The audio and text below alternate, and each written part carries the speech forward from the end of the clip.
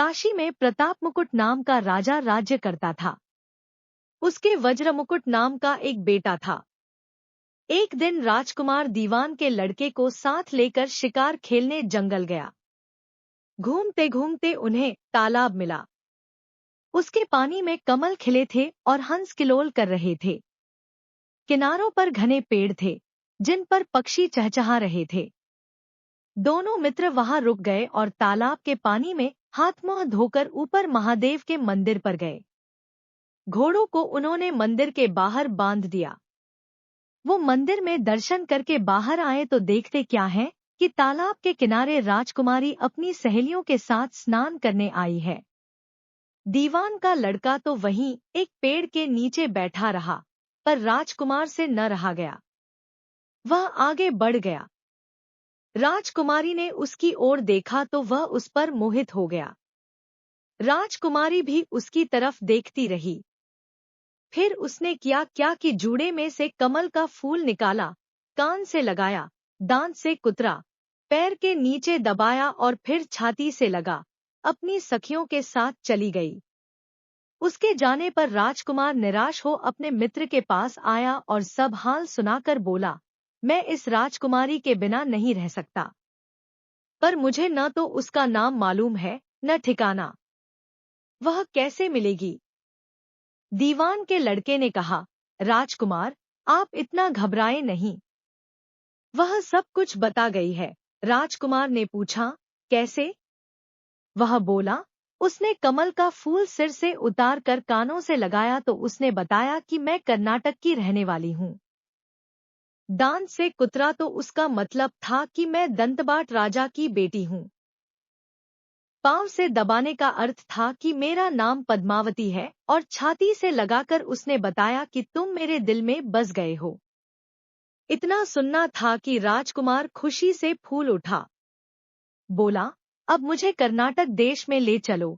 दोनों मित्र वहां से चल दिए।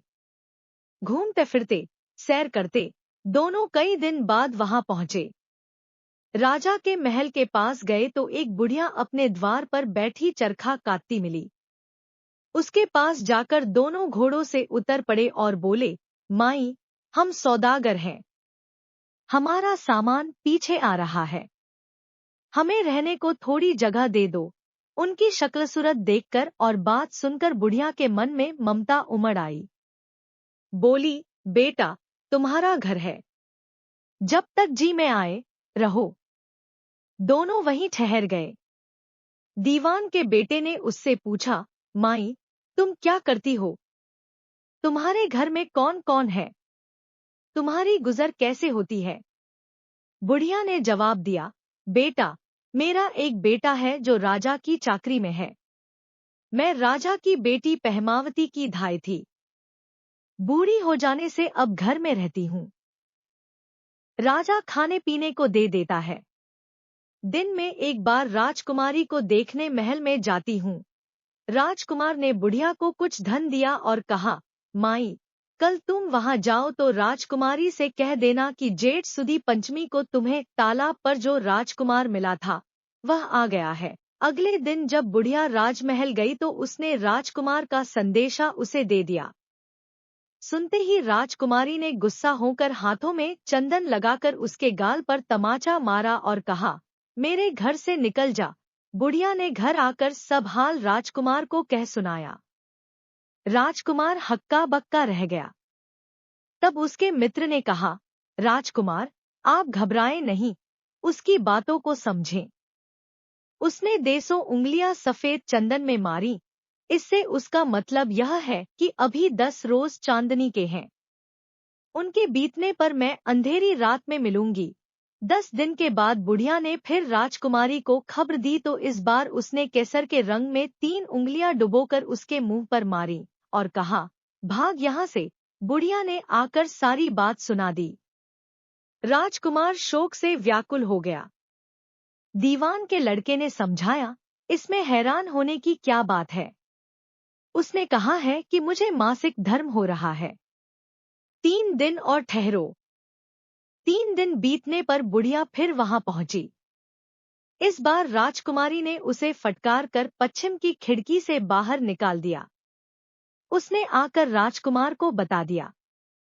सुनकर दीवान का लड़का बोला, मित्र, उसने आज रात को तुम्हें उस खिड़की की राह बुलाया है। मारे खुशी के राजकुमार उछल पड़ा। समय आने पर उसने बुढ़िया की पोशाक पहनी, इत्र लगाया, हथियार बांधे। दोपहर रात बीतने पर वह महल में जा पहुंचा और खिड़की में से होकर अंदर पहुंच गया। राजकुमारी वहां तैयार खड़ी थी। वह उसे भीतर ले गई। अंदर के हाल देखकर राजकुमार की आंखें खुल गईं। एक से एक बढ़कर चीजें थी।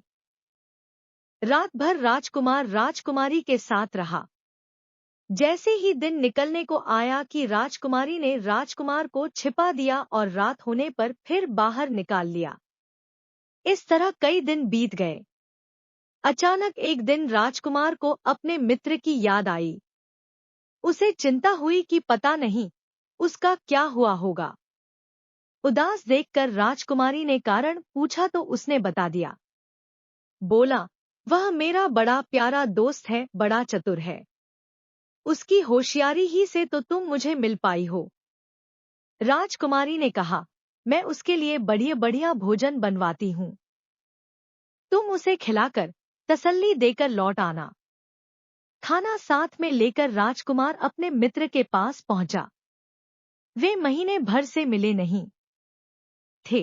राजकुमार ने मिलने पर सारा हाल सुनाकर कहा कि राजकुमारी को मैंने तुम्हारी चतुराई की सारी बातें बता दी हैं, तभी तो उसने यह भोजन बनाकर भेजा है। दीवान का लड़का सोच में पड़ गया। उसने कहा, यह तुमने अच्छा नहीं किया। राजकुमारी समझ गई कि जब तक मैं हूं, वह तुम्हें अपने बस में नहीं रख सकती। इसलिए उसने इस खाने में जहर मिलाकर भेजा है। यह कहकर दीवान के लड़के ने थाली में से एक लड्डू उठाकर कुत्ते के आगे डाल दिया। खाते ही कुत्ता मर गया। राजकुमार को बड़ा बुरा लगा। उसने कहा, ऐसी स्त्री से भगवान बचाए। मैं अब उसके पास नहीं जाऊंगा। दीवान का बेटा बोला, नहीं, अब ऐसा उपाय करना चाहिए जिससे हम उसे घर ले चलें। आज रात को तुम वहां जाओ। जब राजकुमारी सो जाए तो उसकी बाईं जांघ पर त्रिशूल का निशान बनाकर उसके गहने लेकर चले आना। राजकुमार ने ऐसा ही किया। उसके आने पर दीवान का बेटा उसे साथ ले योगी का भेष बना, मरघट में जा बैठा और राजकुमार से कहा कि तुम ये गहने लेकर बाजार में बेच आओ। कोई पकड़े तो कह देना कि मेरे गुरु के पास चलो और उसे यहाँ ले आना। राजकुमार गहने लेकर शहर गया और महल के पास एक सुनार को उन्हें दिखाया। देखते ही सुनार ने उन्हें पहचान लिया और कोतवाल के पास ले गया। कोतवाल ने पूछा तो उसने कह दिया कि ये मेरे गुरु ने मुझे दिए हैं। गुरु को भी पकड़वा लिया गया। सब राजा के सामने पहुंचे। राजा ने पूछा, योगी महाराज, ये गहने आपको कहाँ से मिले? योगी बने दीवान के बेटे ने कहा, महाराज, मैं मसान में काली चौदस को डाकिनी मंत्र सिद्ध कर रहा था कि डाकिनी आई। मैंने उसके गहने उतार लिए और उसकी बाईं जांघ में त्रिशूल का निशान बना दिया। इतना सुनकर राजा महल में गया और उसने रानी से कहा कि पद्मावती की बाईं जांघ पर देखो कि त्रिशूल का निशान तो नहीं है। रानी देखा तो था। राजा को बड़ा दुख हुआ। बाहर आकर वह योगी को एक और ले जाकर बोला, महाराज, धर्मशास्त्र में खोटी स्त्रियों के लिए क्या दंड है? योगी ने जवाब दिया, राजन, ब्राह्मण, गौ, स्त्री, लड़का और अपने आश्रय में रहने वाले से कोई खोटा काम हो जाए तो उसे देश निकाला दे देना चाहिए। यह सुनकर राजा ने पद्मावती को डोली में बिठाकर जंगल में छुड़वा दिया। राजकुमार और दीवान का बेटा तो ताक में बैठे ही थे। राजकुमारी को अकेली पाकर साथ ले अपने नगर में लौट आए और आनंद से रहने लगे। इतनी बात सुनाकर बेताल बोला, राजन, यह बताओ कि पाप किसको लगा है? राजा ने कहा, पाप तो राजा को लगा। दीवान के बेटे ने अपने स्वामी का काम किया। कोतवाल ने राजा को कहना माना और राजकुमार ने अपना मनोरथ सिद्ध किया। राजा ने पाप किया, जो बिना विचारे उसे देश निकाला दे दिया।